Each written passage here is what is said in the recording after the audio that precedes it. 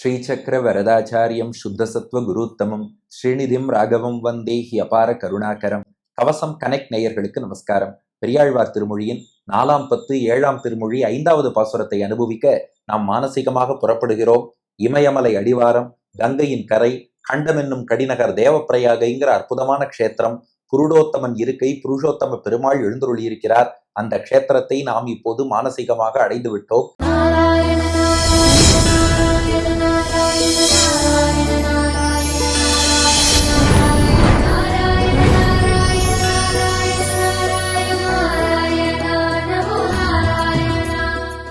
இப்போ 5வது பாசுரத்தில் பெரியாழ்வார் எல்லா அவதாரங்களாகவும் அந்த ஒரு பெருமாளையே காண்கிறார்.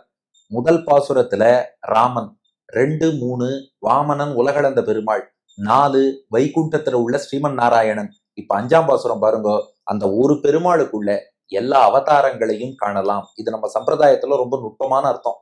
அர்ச்சாவதாரத்துல திவ்ய தேசத்துல ஒரு பெருமாளை சேவிக்கிறோம்னா அவர் எடுத்த விபவ அவதாரங்கள், ராமன், கண்ணன், நரசிம்மன்னு என்னென்ன அவதாரங்கள் எடுத்தாரோ எல்லா அவதார குணங்களையுமே அந்த அர்ச்சாவதாரம் ஒரு விக்கிரகத்தில் நாம் காண முடியும். அதுதான் அர்ச்சையினுடைய சிறப்பு. நீங்களும் பாருங்க, ஒவ்வொரு க்ஷேத்திரத்தையும் ஆழ்வார்கள் பாடும்போது அந்த பெருமாளையே மத்ஸ்யமூர்த்தி, வராகமூர்த்தி, கூர்மமூர்த்தி, நரசிம்மன் அனைத்து பெருமாளாகவும் பாடுவார்கள். அதனால அர்ச்சாவதாரம் ஒரு திருமேனி ஒரு விக்கிரகத்துல பெருமாள் இருந்தாலும் எல்லா அவதாரங்களின் குணங்களையும் வெளிப்படுத்துகிறார். அதை காட்டுவது 5வது பாசுரம். உழுவதோர் படையும் உலக்கையும் வில்லும் ஒன்சுடர் ஆழியும் சங்கும் மழுவொடு வாழும் படைக்கலம் உடைய மால் புருடோத்தமன் வாழ்வு எழுமையும் கூடி ஈண்டிய பாவம் இறைப்பொழுது அளவினில் எல்லாம் கழுவிடும் பெருமை கங்கையின் கரைமேல் கண்டம் என்னும் கடிநகரே.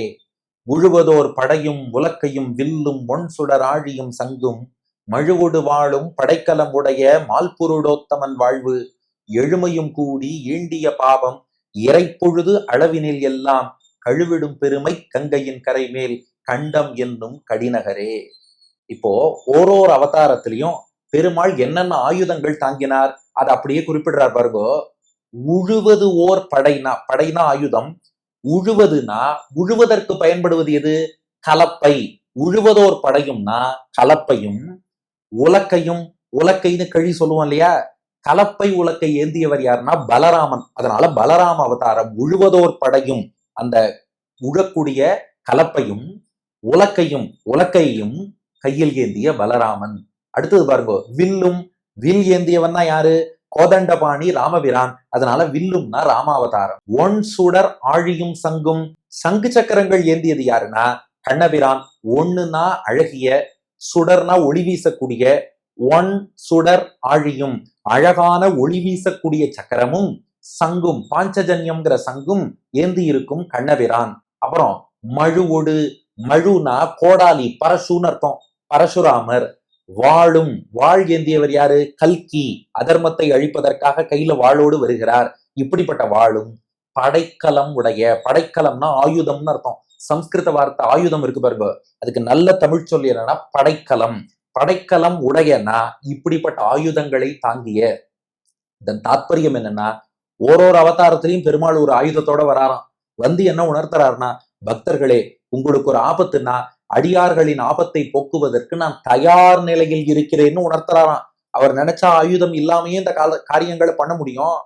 நாம நம்ப மாட்டோமே.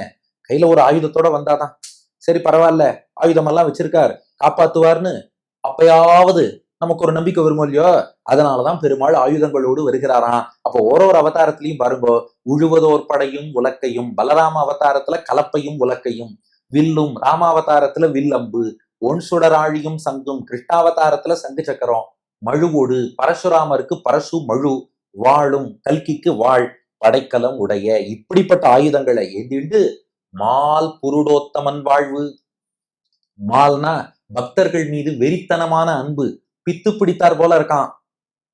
அந்த மாலாகிய பக்தர்கள் மீது வியாமோகம், வெறித்தனமான அன்பு கொண்ட புருடோத்தமன், புருஷோத்தம பெருமாள் வாழ்வு, பக்தர்களோடு வாழ்வுதான் ஆனந்தமாக அனுபவித்து எழுந்தருளி இருக்கும் இடம் எதுனா கண்டம் என்னும் கடிநகர். ஏன்னா இத்தனை ஆயுதங்களையும் ஏந்தி எப்படி பக்தர்களை காப்பாத்துவாரோ எல்லாத்தையும் ஒரே இடத்துல இந்த க்ஷேத்திரத்துல காட்டி காப்பாத்தின்னு இருக்காராம். இன்னும் நமக்கு புரியுறாப்புல சொல்லணும்னா, ஒரு மருத்துவர்னா கழுத்துல ஸ்டெத்தஸ்கோப் இருந்தாதான் நம்ம மருத்துவர்னு ஒத்துப்போம். ஸ்டெத்தஸ்கோப் இல்லைன்னா அவர் என்னதான் நன்னா வைத்தியம் பண்ணாலும் மருத்துவர்னு நாம ஒத்துக்க மாட்டோம். அதனால இவர் என்ன பண்றாராம், எல்லா ஆயுதங்கள், அதுக்கான பிரதிநிதிகள் எல்லாரையும் வச்சுண்டு அந்த புருடோத்தமனாக திருப்பிரிதியிலே பக்தர்களுக்கு அனுகிரகம் பண்ணி கொண்டு வாழ்வு ஆனந்தமாக எம்பெருமான் எழுந்தருளி இருக்கிறான். இது பாட்டின் முதல் பாதி. இப்ப ரெண்டாவது பாதி, அந்த க்ஷேத்திரம் எப்படிப்பட்ட க்ஷேத்திரம்? கங்கை கரையில இருக்கு. எப்படிப்பட்ட கங்கை? எழுமையும் கூடி ஈண்டிய பாபம் இறைப்பொழுது அளவினில் எல்லாம். எழுமைனா 7 ஜென்மம்னு அர்த்தம். கூடினா திரட்டி சேர்த்து சேர்த்து வச்சதுன்னு அர்த்தம். அதாவது பாருங்க எவ்வளவு அழகான பிரயோகம்னு. எழுமையும் கூடினா, இப்ப ஒரு ஜென்மத்துல பாபம் பண்றோம், இந்த பாபத்தை எப்படியாவது நாம கழிக்கட்டும்ங்கிறதுக்காக அடுத்த ஜென்மம் பெருமாள் கொடுக்கிறார். ஆனா நாம என்ன பண்றோம்னா, முன்பு பண்ண கர்மாவை கழிக்கிறத விட்டுட்டு இன்னும் 10 மடங்கு கர்மாவை அக்குமுலேட் பண்ணிடுறோம். அதுக்கு அடுத்து ஒரு ஜென்மம் எடுக்கிறோம், அதுலயாவது இதை கழிப்பான்னு பார்த்தா இன்னும் அக்குமுலேட் பண்றோம். சொல்றா இல்லையா, அரசாங்கத்துல கடன் வாங்கினாங்க, முதல்ல 2 லட்சம் கோடி கடன் வாங்கினார்கள். கடன் வாங்கி இன்ஃப்ராஸ்ட்ரக்சரை டெவலப் பண்ணி அந்த கடனை அடைக்கலான்னு பார்த்தா அதுக்கு முடியல. அதனால இன்னும் 2 லட்சம் கோடி கடன் வாங்கினார்கள். கடைசியா இப்ப கடனுடைய எண்ணிக்கை 13 லட்சம் கோடியில இருக்கு. ஆனால் எந்த பிரச்சனையும் சால்வ் ஆகல. அது இது நம்ம கர்மாவுக்கு தான் நல்லா பொருந்தும். ஒவ்வொரு பிறவிலையும் கர்மாவை அக்குமுலேட் பண்ணி அக்குமுலேட் பண்ணி அக்குமுலேட் பண்ணி எழுமையும் கூடி எல்லாம் சேர்ந்து இப்ப பெரிய அமௌண்டா போயிடுதான். ஈண்டிய பாபம், ஈண்டியன்னா திரட்டி வச்சிருக்கேன்னு அர்த்தம். எல்லாம் எங்கேயும் போயிடாது. ஈண்டினா அப்படியே திரண்டு மொத்த மொத்தமா கொத்து கொத்தா கொத்து கொத்தா அந்த பாவம் எல்லாம் இருக்கு. அந்த பாவம் இறைப்பொழுது அளவினில் எல்லாம். இறைப்பொழுதுன்னா சிறு காலம், கண்ணிமைக்கும் நொடி, ஒரு நொடி, ஒரு செகண்ட்னு சொல்ற பாருங்க.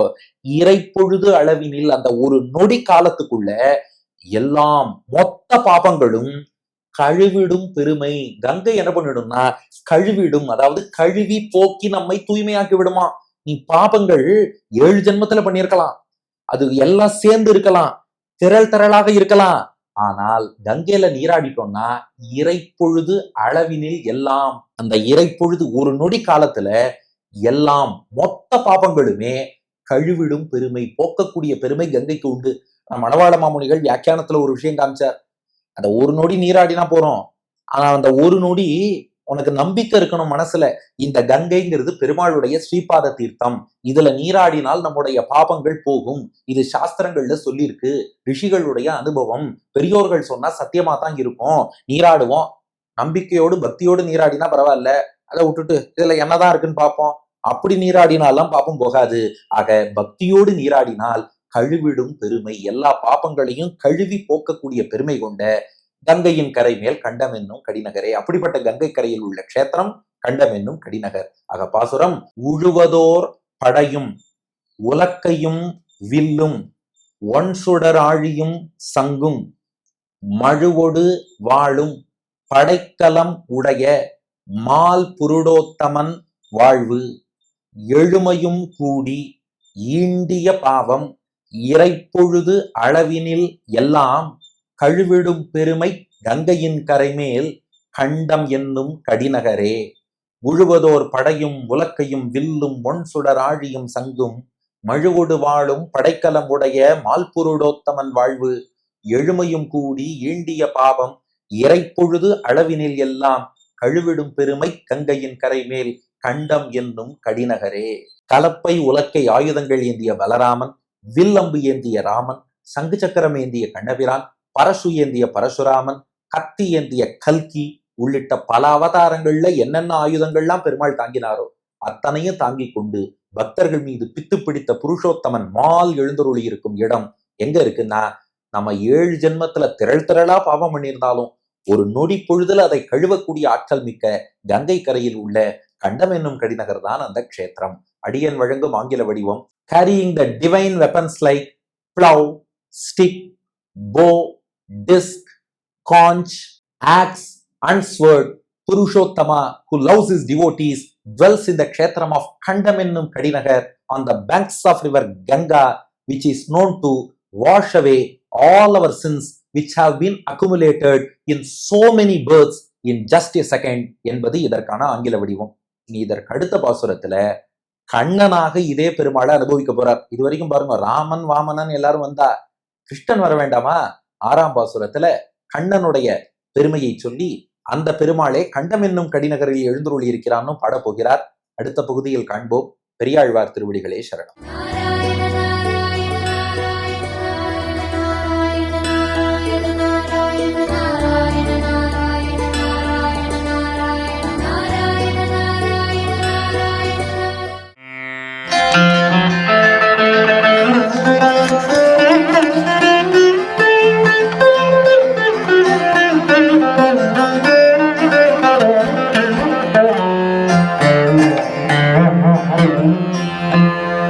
புழுவது ஓர் படையும் உலக்கையும் வெல்லும்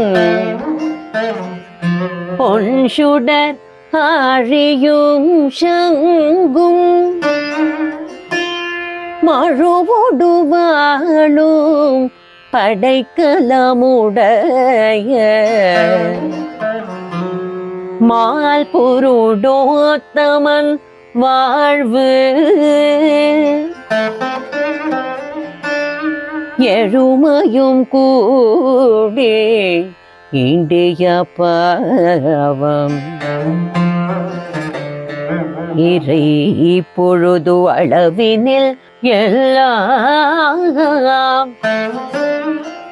கழுவிடும் பெருமை கங்கையின் கரை மேல் கண்டம் என்னும் கடிநகரே கண்டம் என்னும் கடிநகரே ஏ